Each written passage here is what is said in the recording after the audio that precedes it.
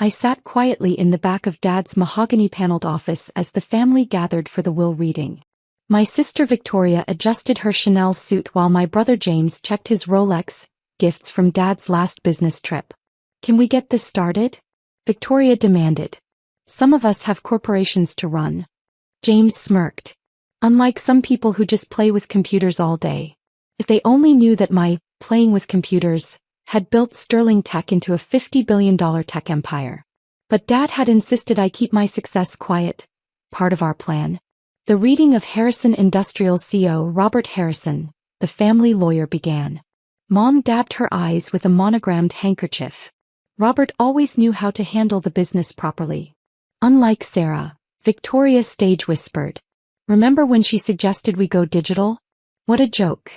I checked my phone as another acquisition alert came through. Sterling Tech had just purchased 3 more tech companies, adding to our control of the industry.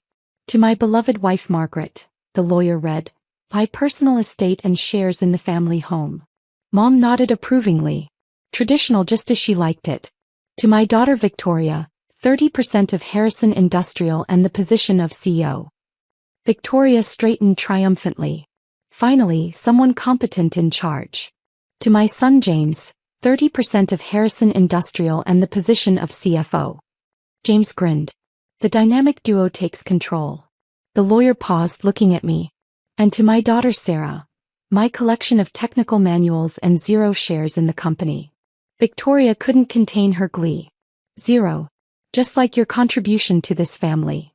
"There must be some mistake," Mom frowned. "Even the maids got something." I remained silent, watching the scene unfold. Dad and I had planned this moment carefully over the past 5 years. "Well," James declared, "now that's settled, let's discuss the future of Harrison Industrial. Sarah, you can see yourself out." "Actually," a new voice spoke from the doorway, "there's one more document to be read." My lawyer, Ms. Chin, entered with a leather portfolio. Victoria rolled her eyes. "We're done here. Security can show you both out." "I represent Sterling Technologies," Ms. Chin continued calmly. "And we have some rather interesting information about Harrison Industrial's ownership structure." The room went silent. Even Mom stopped dabbing her eyes. "Sterling Tech." James frowned. "The tech giant that's been buying up everything?" Victoria waved dismissively. "What does that have to do with us?" Ms. Chin smiled, opening her portfolio. "Everything, actually. Would you like to meet Sterling's CEO?" "What do you mean, everything?" Victoria demanded. "Let me handle this," James interrupted, putting on his CFO voice. "Sterling Tech is just another corporation we can deal with later. Right now this is a family matter." I checked another notification on my phone. Sterling had just completed acquisition of their major suppliers. Dad's final chess piece moved exactly as planned. "Speaking of family matters," Victoria turned to me with a sneer, "shouldn't you be leaving? 0 shares means 0 input." Mom nodded in agreement. "Really, Sarah, know your place. The technical manuals are in the basement, next to the old computers you love so much." "Actually," Ms. Chin interjected, "those old computers are now worth quite a lot. Especially the ones used to build Sterling's first prototype." James laughed sharply. "What are you talking about? Sarah couldn't build a paper airplane, let alone tech worth anything.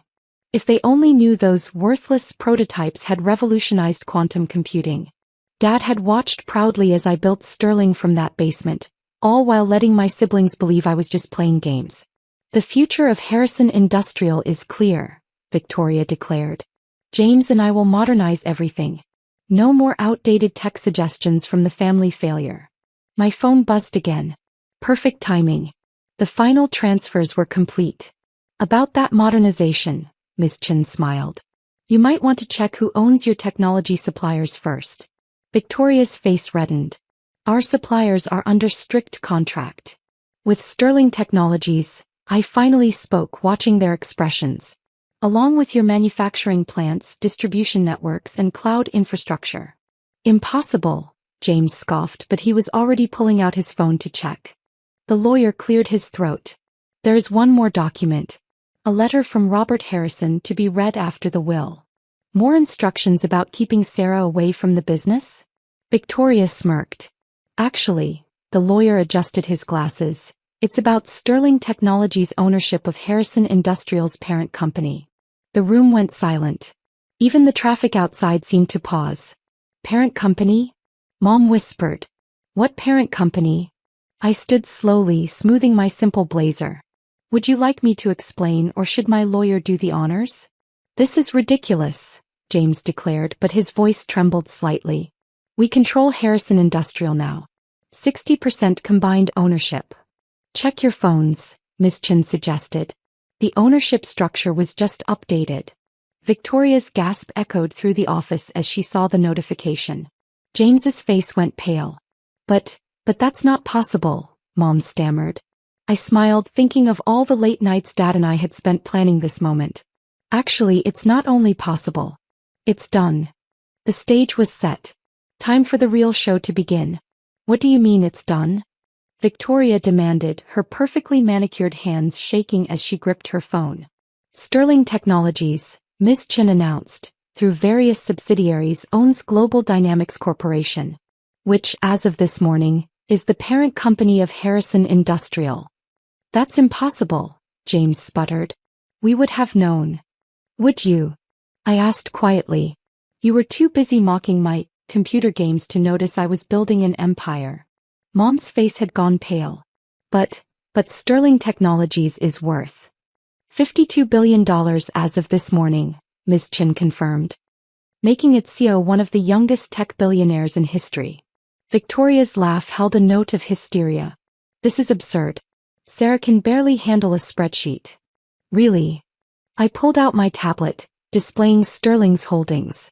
Would you like to see the spreadsheets I used to acquire your suppliers? Or perhaps the algorithms that now control your manufacturing plants? James jumped up. I'll call our lawyers. Already here, Ms. Chin smiled. Along with documentation of every acquisition, signed and approved by your late father. Dad. Mom whispered. Robert knew about this? I nodded. Who do you think helped me plan it? All those nights you thought he was wasting time in the basement with me? He was teaching me everything about business, I continued. While you two were busy fighting over corner offices, Dad and I were building something bigger. Victoria's face contorted. You're lying. Daddy would never. Read the letter. I cut her off. The one he left for after the will. The lawyer cleared his throat and began reading. To my dear family. While you were measuring success in corner offices and luxury cars, Sarah was measuring it in patents and innovations.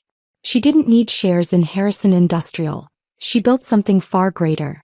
I've watched my youngest daughter turn a basement full of worthless computers into a tech empire. Now it's time for all of you to see what I've seen all along. Sarah isn't just my daughter. She's the most brilliant business mind I've ever known. And now she's your boss. The silence was deafening. James had collapsed back into his chair. Victoria's mascara was starting to run. You mean? Mom's voice trembled. All those times we sent you to the basement. I was running board meetings for Sterling, I finished. Those technical manuals Dad left me? They're worth more than Harrison Industrial's entire market cap. Ms. Chin opened another folder. The official transfer of power takes effect immediately. Ms. Harrison is now CEO of both Sterling Technologies and Harrison Industrial. But our shares? Victoria protested. We own 60%. Of a subsidiary, I corrected. Sterling owns 70% of your parent company. Basic corporate structure. Something you'd know if you'd ever actually read those reports you dismissed. James's phone buzzed. His face went ashen as he read the message. The board. They've already approved the restructuring. Of course they did, I smiled. They work for me now. Well, technically they always did. You just didn't know it. Victoria grabbed the lawyer's copy of Dad's letter, her hands shaking. This has to be a forgery. Like the forged patents you said I could never create? I pulled up Sterling's patent portfolio on the screen. Or the fake technology you said would never work? James was frantically scrolling through his phone. Our stock. It's frozen. Pending the official merger announcement, Ms. Chin confirmed. Sterling Technologies is absorbing Harrison Industrial completely. But the company has been in our family for generations. Mom wailed. And it still is, I replied calmly. Just under different management. My management.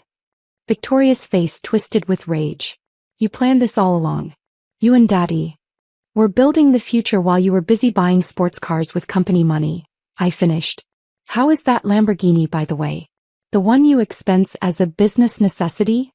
James stood up again, straightening his tie. Now listen here, little sister. No, you listen, I cut him off. Your security clearances have already been revoked. Your executive parking spaces reassigned. Your corner offices? I'm turning them into a coding lab. Mom clutched her pearls. But what about the charity board? My social standing. Should have thought about that before you told everyone your youngest daughter was playing with toys in the basement. I smiled. Though I'm sure they'll be very interested in meeting the actual CEO of Sterling Technologies. Miss Chin opened another folder. Your new employment contracts, should you wish to remain with the company. Employment contracts? Victoria screeched. We're owners. We're owners, I corrected. Now you're potential employees. If you qualify. James snatched the contract, then went pale. This is an entry-level position. In the IT department, I nodded. Since you both love telling me how easy computer work is. The office doors opened as Sterling's executive team filed in, each carrying tablets with the Sterling logo. Your office needs to be cleared by 5, my head of operations informed Victoria. The development team needs the space. Victoria's perfect composure finally cracked. You can't do this to us.